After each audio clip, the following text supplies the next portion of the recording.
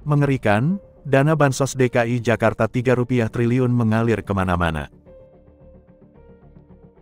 Pegiat media sosial, Rudy Valinka membongkar kasus dugaan korupsi bantuan sosial atau Bansos milik pemerintah Provinsi DKI Jakarta tahun 2020 ketika masa kepemimpinan Gubernur Anies Baswedan.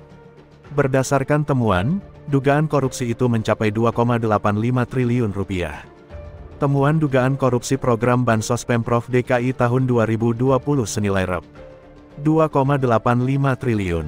Berawal dari info whistleblower yang menggambarkan adanya penimbunan beras Bansos milik Perumda Pasar Jaya tahun anggaran 2022 yang masih tersimpan di gudang sewaan di Pulau Gadung.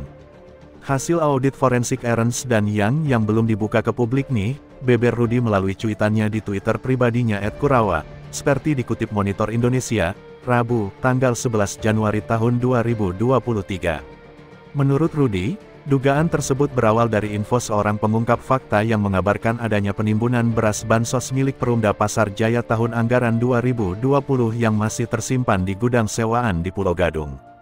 Pasar Jaya merupakan salah satu perusahaan BUMD yang dipilih Dinas Sosial DKI sebagai rekanan untuk menyalurkan Bansos berupa paket sembako. Terkait hal itu, Pasar Jaya mendapat porsi senilai Rp2,85 triliun.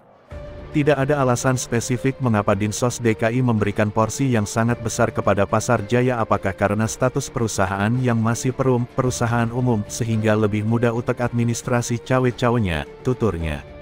Setelah mendapatkan informasi lokasi gudang penyimpanan beras Bansos milik Perumda Pasar Jaya, Rudy langsung meluncur ke TKP lokasinya di kawasan industri Pulau Gadung, Jakarta Timur. Gue berhasil masuk ke dalam gudang penyimpanan beras Bansos untuk melihat kondisi beras milik warga DKI yang menurut info hanya di gudang ini aja sebanyak 1000 ton beras dalam bentuk paketan 5 kg. Ada tukang yang bekerja ditugasi melakukan mission impossible menyortir beras-beras busuk.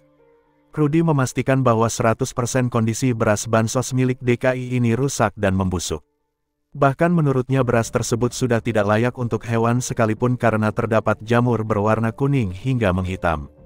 Sesuai dengan mata anggaran Bansos COVID 2020 seharusnya beras-beras ini disalurkan sepenuhnya kepada warga DKI di tahun-tahun 2020 sampai tahun 2021 yang lalu. Sampai sekarang kita masih heran mengapa dibiarkan ditumpuk di gudang sewaan seperti ini, tidak habis pikir dengan kondisi seperti ini.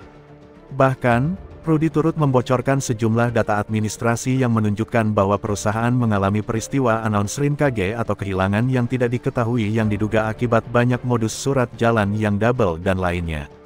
Uang Bansos 2020 senilai Rp2,85 triliun ini direncanakan untuk dibagikan dalam bentuk 15 juta paket sembako dan diberikan dalam 11 tahap selama tahun 2020. Untuk memastikan lagi bentuk beras ini maka gue foto di telapak tangan langsung supaya gak ngeles aja dan bisa menyentuh langsung bagaimana rusaknya beras-beras ini serasa tepung hancur di tangan. Setelah melihat kondisi fisik beras Bansos, gue menemukan dokumen-dokumen berharga terkait pengadaan Bansos Perumda Pasar Jaya ini, semua bersumber dari hasil forensik audit yang dilakukan oleh Ernst dan yang terkait pelaksanaan Bansos ini, karena forensik pasti datanya detail.